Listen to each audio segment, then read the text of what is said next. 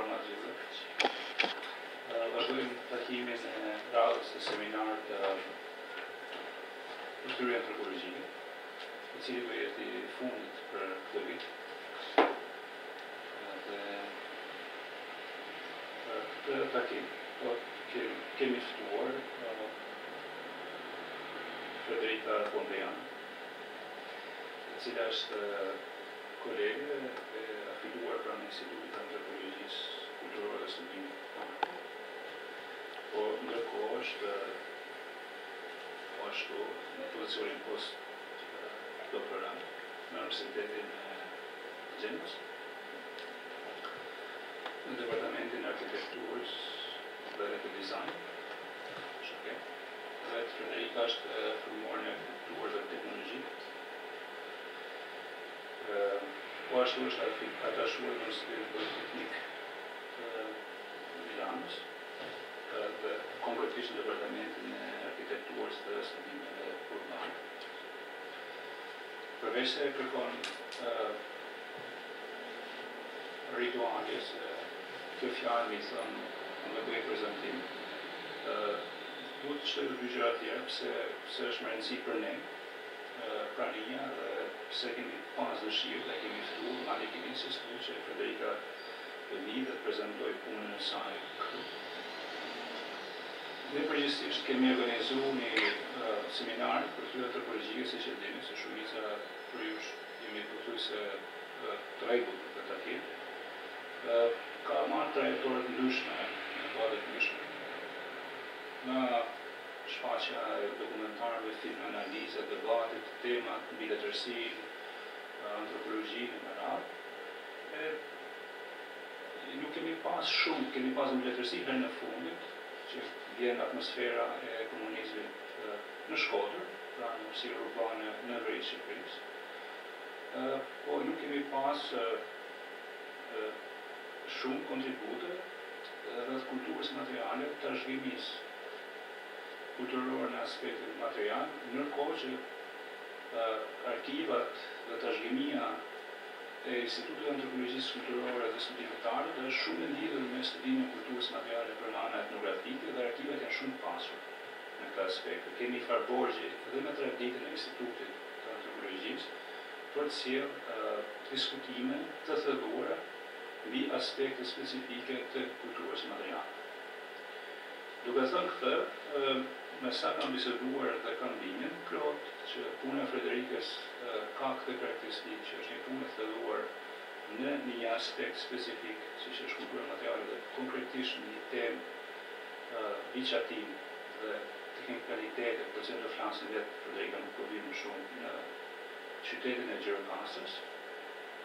Për mua është një temë shumë interesante pikërisht për përqendrimin në çatisë dhe i temë specifike dhe jam I gjithë I hapur për gjuhë dhe shumë I përdispozuar për gjuhë, pasi unë njoh rrethorezi, kam lexuar, por jo si profesionist I fushës kulturës materiale, punë e Libokos, të rrethonës, të cilët Malion kam pas mundësi të kemi një departament për disa vite më radhë, njoh dhe personalisht informacionin e tij.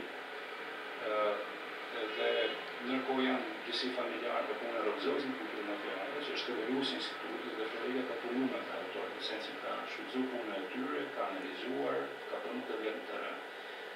Dhe ky aspekt I dytë punës në terren është një aspekt tjetër që për ne është shumë interesant dhe të shumë besoj unë me shumë vlerë për të analizuar dhe për të folur gjatë, pavarësisht se sot ne do flasim për një temë që është specifike. Duke mbyllur këtu, kaloj fjalën Frederikës dhe do vazhdojmë. Federica e bën prezantimin e saj kaq sa I duhet, sigurisht nëse të pronon ndaj, por jo se nuk kemi nevojë, nëse presimon të bëhet fjalë, jetë fjala, por nuk është problem. Dhe pastaj hapim do të diskutojmë mbi ato tema që ju e shikoni të arsyeshëm të ndalojmë më shumë të zgjeroj fjalën e vetë Federica. Fjala është. Do jetë në anglisht, por Federica flet shumë mirë. Edhe më mirë, do të them të jeni kujtërisht mirë.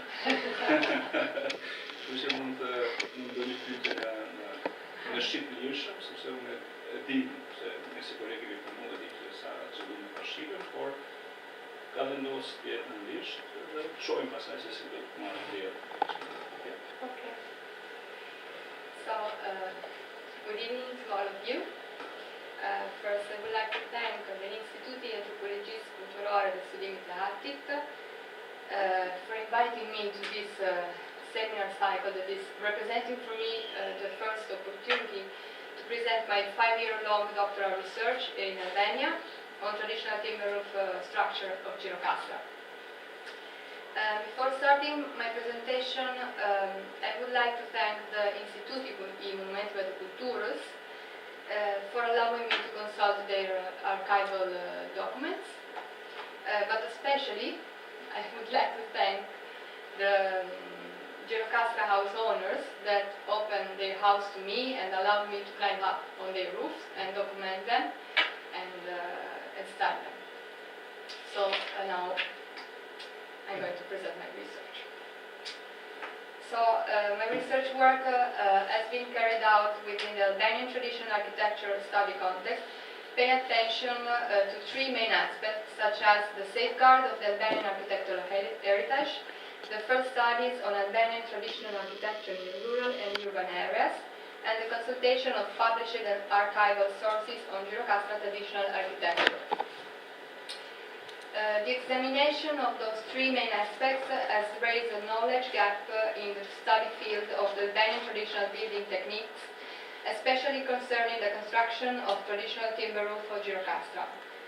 Consequently, I assume that, firstly, all over the main Albanian city and villages, a common roof structure could have existed, while in Gjirokastër a completely different roof frame system could have been developed, and that there may be a lack of data about the technological aspect of traditional timber roof frames of Gjirokastër, and nor a tailored operational tool helping for their preservation.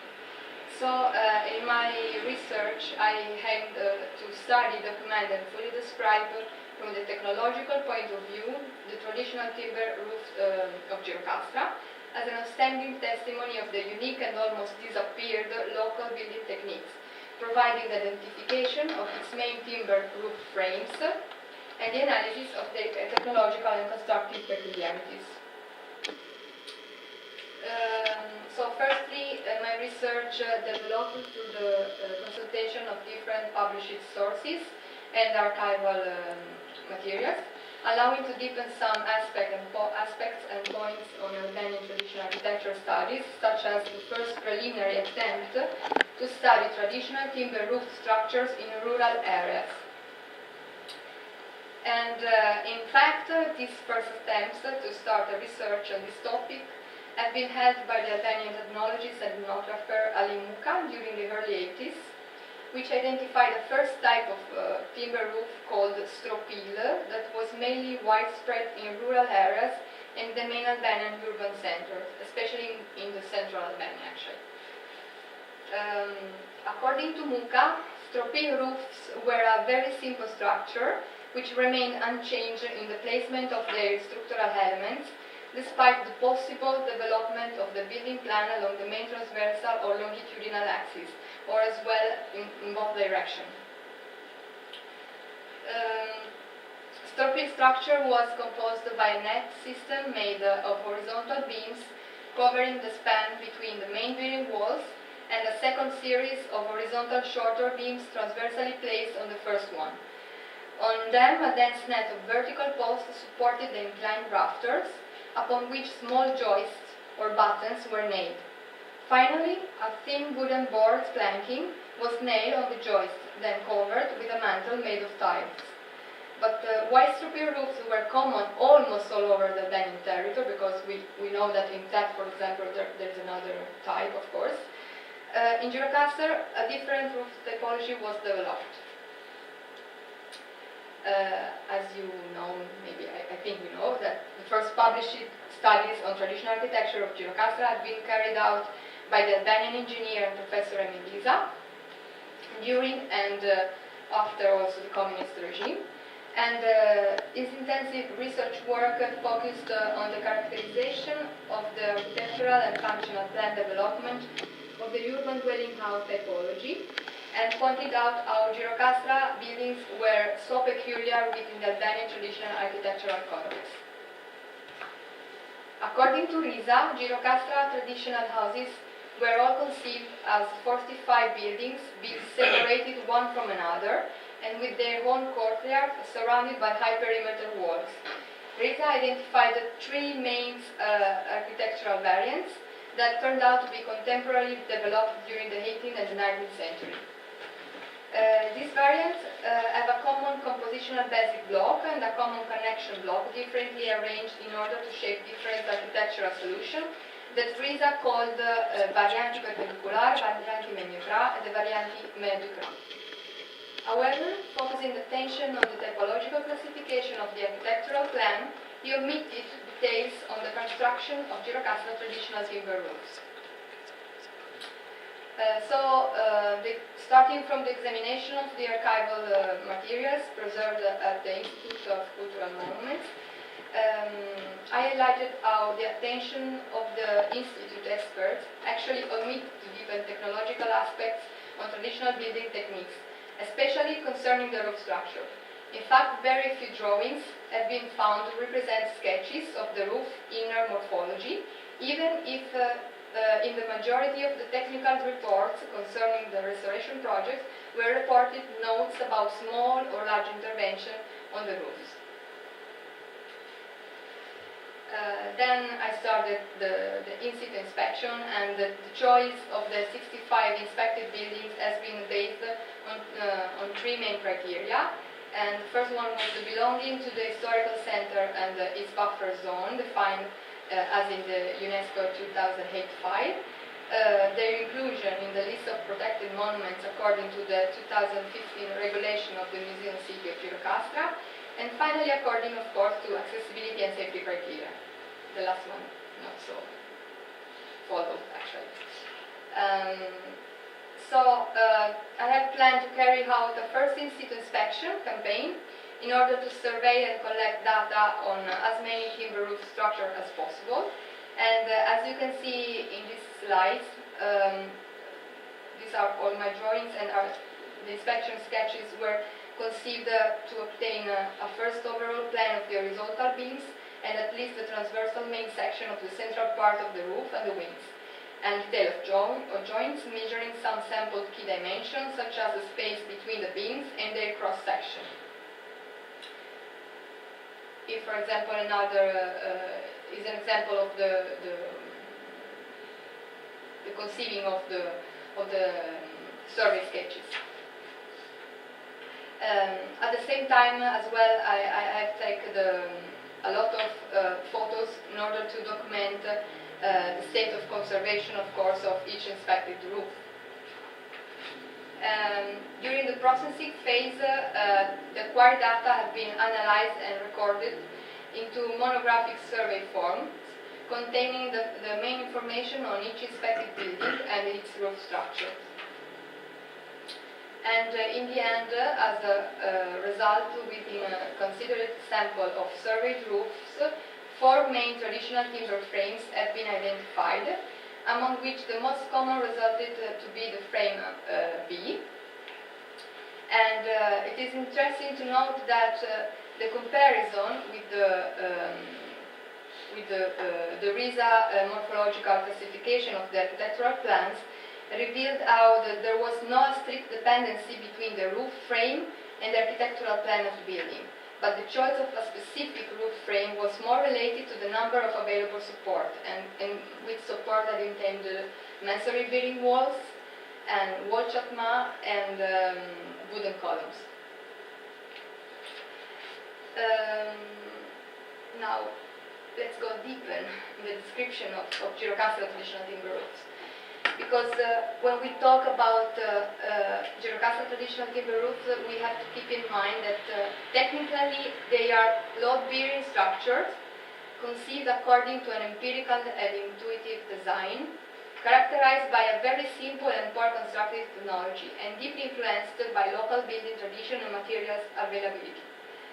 So I would also point out that having an empirical knowledge or understanding about roof structures does not necessarily mean that builders or craftsmen clearly understood the structural behavior of those roofs, although knowing that some components were working better under compression or others better under tension.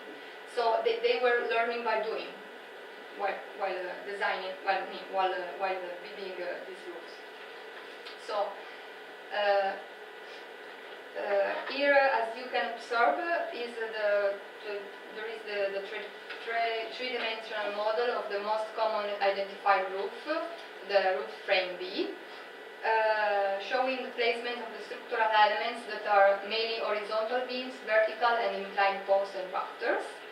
And as you can see, the large number of timber elements is placed at close distance and cooperates to support the heavy roof stone mantle. And this is common to all the four identified roof frameworks. And from the outside, the morphology of the roof presents a geometry of an articulated hip and valley roofs. The above-mentioned constructive elements, even if differently arranged, especially regarding the central space of the roof plan, are always present in every identified wooden framework.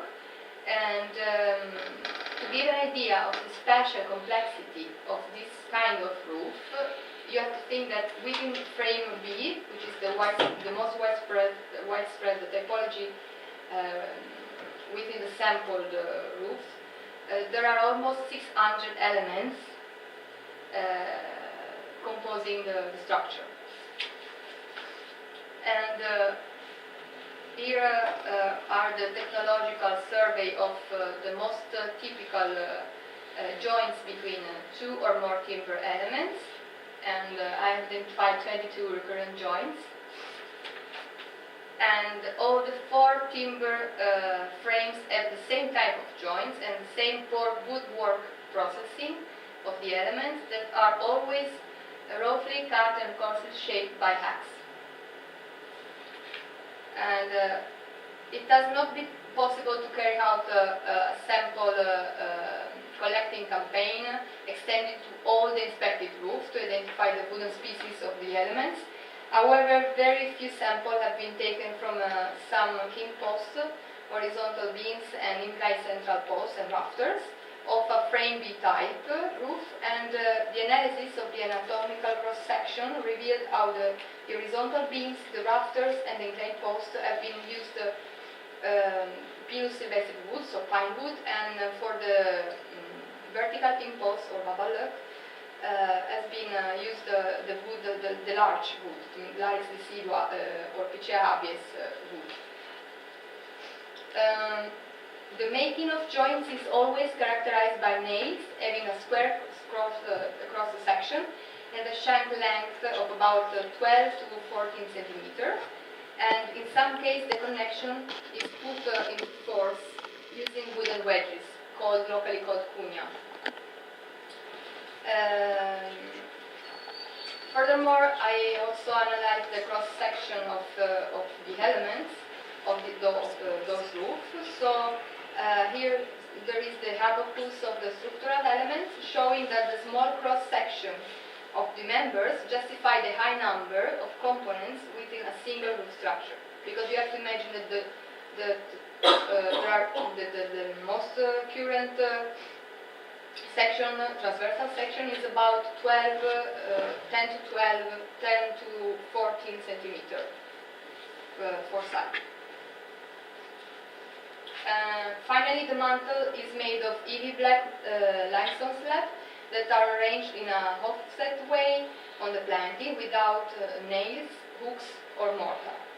And the planking is made of wooden thin boards called petabra, closely nailed on the upper face of the rafters. Now let's focus attention on each of the scheme that I have identified. And focusing the attention on each roof frame, here there is Vanessa Multesatoro, which is an example of the timber frame A. And the timber frame A is the simplest one used to cover a small central span up to 5.50 meters, with no intermediate supports. And the scheme shows the placement of the structural elements within the roof. The inner rise usually varies between 120 to 160 meters. And timber framework A can be also found covering the span of the wings in the more articulated plans, like is, for example, Baba Ramon, Vanessa Abdul Baba Ramon. Okay, timber frame roofs can be. B turned out to be the most common type within the inspected sample, and it is used to cover 2 or 3 central spans up to 12 meters. And the number of intermediate supports can be at least equal to 2. And the inner rise of the roof can reach 4 meter height.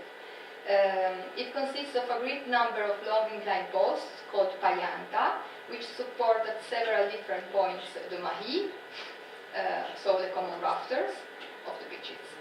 In the structural framework, exactly right at the top of the payanta, in correspondence of the mahi, intrados, zinjir bracing are placed and nailed together to form a sort of underlying belt that run throughout the longitudinal dimension of the central pitches of the roof. And this frame can be found both in one wing and 2 wing riza variants and subward variants.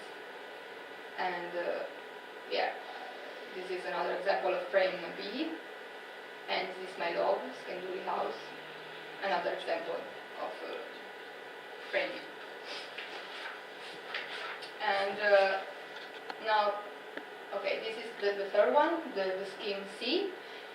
Which presents a strong 3-dimensional conception, being composed usually by 2 bundles of inclined posts placed in the 2 transversal bearing supports, and in some cases the 2 bundles of inclined posts can cross each other in correspondence of the central transversal axis of the building, reaching in this way the opposite zinjir horizontal bracing placed under the rafter. I mean this case. And the series of zinjir bracing can vary from 3 to 4, and the inside rise of the roof can reach a height of about 5 meters. And this is Vanessa Kaleji. Murteza Gurgai, Nehas Murat. Also this one is a very good example.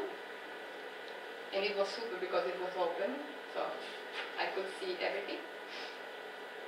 And this is Vanessa Shabanchuchi, again in Asmurat, and it shows the cross band, the type where the bundle of inclined posts, inclined payanta are crossing each other in the corresponding of the transversal axis of the beam.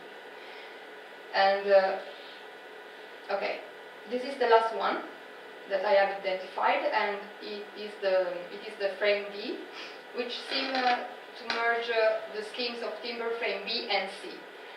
It develops when the number of spans covered is equal to 4 and the intermediate supports are 3, and at least one of them is a masonry bearing walls. Usually the crossing bundles of inclined payanta are placed on each of the available longitudinal intermediate supports, going upward to reach the opposite zinjir bracing. And this is the most interesting because actually I identified it like the fourth type, but could be, like I've said, a mixed example of between the type B and the type C actually. And this is Vanessa Megdi Chicho in Hasmurat, which was very interesting because the rise of the kulmi from the inside was about 6 meters, so very high. And now let's talk about the main decay phenomena, because during the in-situ inspection I paid attention also to the most frequent main decay, such as the localized biological attacks, the dust deposit and the rot, especially on the petabra of the mantle, that were causing the detachment, because the rain go through the petabra and go to on the head of the beams and cause the detachment, cause rot and the detachment or crashing of also of the head of the beam. And from the structural point of view, these are the main structural instabilities and damages, which are mainly the warping and bending of the mahi, the deflections and disconnection of the horizontal beam or the banet, the deflection of the pitches, disconnection between different timber elements and offsets of some elements converging in some joints, the crashing of the wings common rafter head, the out of plumb of the babaluk, and the out of plumb of the timber columns, and the slipping or sliding of the mantle slab, and inappropriate strengthening intervention or removal and replacement of timber elements. Finally, the research led me to some consideration about the current most important problems about the safeguarding and preservation of Gjirokastër traditional timber roofs, which resulted to be, in my opinion, a serious state of abandonment of many monuments, a serious lack of ordinary maintenance works on the roof structure and generally regarding building structural and architectural components, partial and limited knowledge of the building technique and roof structural behavior, which lead often to inappropriate strengthening technique and intervention, or to the replacement of the entire timber structure, the obsolete electricity system that increase the fire risk, the missing of a specific regulation on the preservation of architectural and structural components of Gjirokastër traditional buildings, and the lack of a well-trained and qualified professionals among the local craftsmen and construction field practitioners. And all the above-mentioned trees have been also mentioned in the last UNESCO State of Conservation Report in 2017, and in the last decision issued in July 2017, UNESCO urged the state parties of Albania to take measures upon the above-mentioned issues. And also, I would like to recall that Gjirokastër has been recognized firstly in 2005 and then in 2008 jointly with Berat, bearing outstanding values according to UNESCO criteria, the third and the fourth, which state the importance to preserve and transmit its societal landscape and architectural values. And finally, I would like to state also that among its architectural values, I think that traditional timber roofs of Gjirokastër represent an outstanding testimony of an almost disappeared local building technique, worthy to be documented, monitored, and preserved through appropriated and specific operational guidelines to be included within national and local specific preservation plans, laws, and regulations. So that's it.